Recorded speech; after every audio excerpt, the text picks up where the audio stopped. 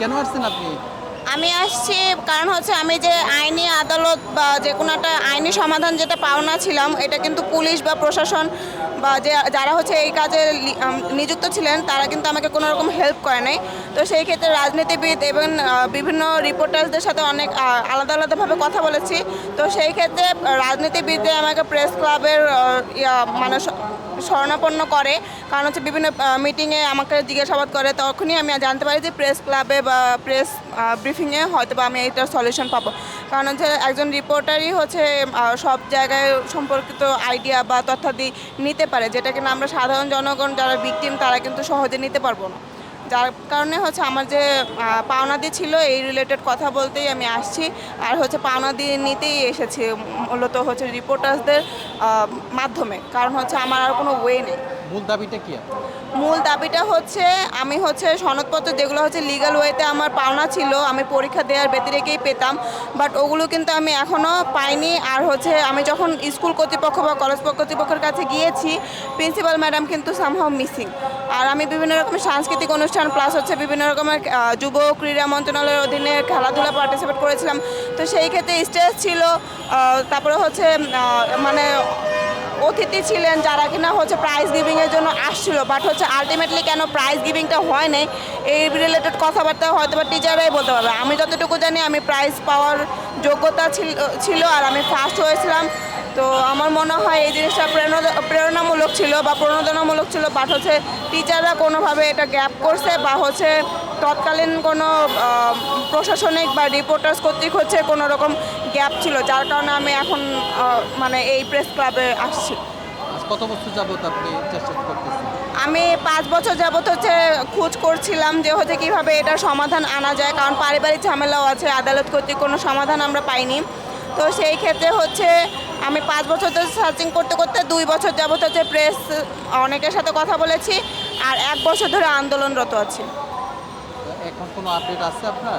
এখন আপডেট বলতে কি আমি যতটুকু শুনছি যে হচ্ছে আমার স্কুল কলেজে না যায় হচ্ছে শিক্ষামন্ত্রী বরাবর একটা যদি অ্যাপ্লিকেশন প্রদান করা যায় বা গেট পাস নিয়ে আপনারা যদি কোনোভাবে আমাকে কথা বলিয়ে দিতে পারেন, তাহলে সেই ক্ষেত্রে কি হবে, উনি যদি প্রত্যেকটা ইনস্টিটিউটে ইনস্ট্যান্ট চিঠি পাঠায় তাহলে ইনস্ট্যান্ট আমার এটার একটা সলিউশন আসবে। কেন আমার নাম ভুল হলো, কেন আমার সনদপত্র লিগ্যাল টাইমে আসে নাই বা প্রণোদনামূলক কোনো রকম সম্মাননা আমি পাইনি, এটা খুব দ্রুত চলে আসবে, যেটা কিনা আমি অনেক জায়গায় ঘুরে পাবো না। আপনার প্রতিষ্ঠানের কর্তৃপক্ষের সাথে কথা বলেননি প্রথমে? আমি অনেকবার কথা বলার ট্রাই করেছি যখন আমি বুঝতে শিখেছি, কিন্তু হচ্ছে তারা মিসিং। আর হচ্ছে তারা এমনি আদার্স কাগজপত্র রিলেটেড কাজ করেছে, কথা বলেছে, বাট হচ্ছে সনদপত্র রিলেটেড কাজে তারা একটু বিমুখ হয়েছে বা একটু সময় নিয়েছে, যার কারণে আমি এখনও পাইনি। আপনার কি মনে হয় প্রতিষ্ঠানের কোনো বিষয় আছে এখানে?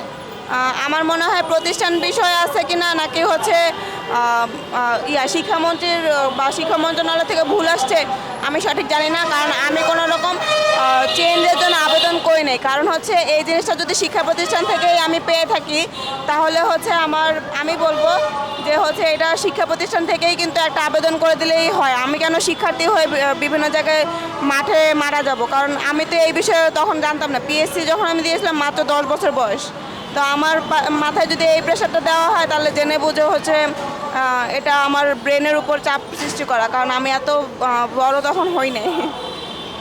তো এই ক্ষেত্রে আমার আব্বু আম্মু কি জানতো আর টিচাররা কি জানতো আমি জানতাম না, আমাকে জানানো হয়। আর আপনার অভিভাবকের মন্তব্য কি? আমার অভিভাবকের মন্তব্য যে হচ্ছে বোর্ড চ্যালেঞ্জ করলে নাকি নাম্বার বাড়ানো সম্ভব ছিল, বোর্ড চ্যালেঞ্জ কেন করি নাই।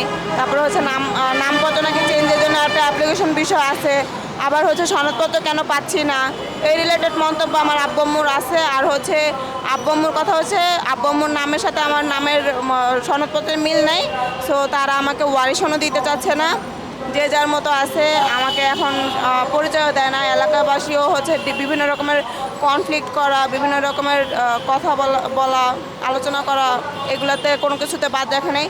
আমার মনে হয় স্কুল কর্তৃপক্ষ থেকে এই জিনিসটা মানে হয়েছে, কারণ ওনারা যদি হচ্ছে আমাকে যদি মানে কোনোভাবে মিস ইউজ না করতো, মানে লাইক হচ্ছে আমাকে যদি যথাসময়ে জিনিসটা পাওনার বিষয়ে আমার বাবা মাকে সোচ্চার করতো, তাহলে এই জিনিসটা কখনোই হতো না। আপনার মধ্যে কি আপনারা সহপাঠীরাও কি ভুক্তভোগী এরকম? সহপাঠীরা ভুক্তভোগী কিনা আমি জানি না, আমি কারো সনদপত্র দেখি নাই, কারো পেপারস আমি দেখি নাই, শুধু শুনছি আর আমার পেপারস আমি দেখছি। সো আমি বলবো যে আমি ভুক্তভোগী, কারণ হচ্ছে আর কেউ কিন্তু আমার পাশে দাঁড়ায় নেই। আমি যখন কথা বলতে গেছি তখন বলছে যে তোমারই দোষ। তো সেই ক্ষেত্রে বলবো যে আমি ভুক্তভোগী একমাত্র। আর সবাই হচ্ছে যে যার মতো লাইফ হচ্ছে সেট করে নিছে, হয় কেউ স্কুল ছেড়ে দিছে, আর না হয় কেউ হচ্ছে অন্য রাস্তায় হয়তো বা ভালো কিছু করছে। এই ভবিষ্যৎ পরিকল্পনা কি? আমার ভবিষ্যৎ পরিকল্পনা যে হচ্ছে সনদপত্র যদি আমি পাই, শিক্ষক মন্ত্রণালয়দের সাথে বা শিক্ষক মহোদয়দের ব্যতি রেখেই আমি একটা সাজেশন নিব যেখানে আমার মানে ভালো হবে বা যেখানে আমাকে যোগ্য মনে করবেন, আমি অবশ্যই সেখানে কাজ করতে মানে ইচ্ছুক। তবে একটু বৈঠকের মাধ্যমে বা আলোচনা সাপেক্ষে করব, কারণ হচ্ছে বাহিরে নিয়োগ বিজ্ঞপ্তি অনেক আছে, বাট হচ্ছে আলটিমেটলি তারা হেনস্থা করতেছে, লাইক নিয়োগ বিজ্ঞপ্তি ঝুলিয়ে বলতেছে যে আমাদের হচ্ছে নিয়োগ কাজ হচ্ছে সম্পূর্ণ হয়ে গেছে, তাহলে আমাদেরকে হেনস্থা করে না। তো আমি চাচ্ছি যে শিক্ষক মহোদয়দের সাথে হচ্ছে যেমন আমার সনদপত্র নিব, পাশাপাশি আমি একটা জব সেক্টরে ওনাদের সাজেশন মোতাবেক বা রেফারেন্সে আমি যেতে চাই। এতে করে আমার নিশ্চয়তা বা আমার একটা জীবনের একটা মান বা ইয়া থাকবে, আমাকে যারা পড়াইছে তারাই হয়তো বা আমাকে ভালো জাজ করতে পারবে। আর তারা যদি আমাকে একটা জায়গায় রেফার করে বা তাদের কাছে যদি আমার কোনো রকম জব রিলেটেড ইস্যু থাকে, ওনারা হয়তো আমার থেকে বেশি ভালো বুঝবে যে হচ্ছে হ্যাঁ ওকে হয়তো বা এই জিনিসটা শিখাইলে ও ভালো করতে পারবে।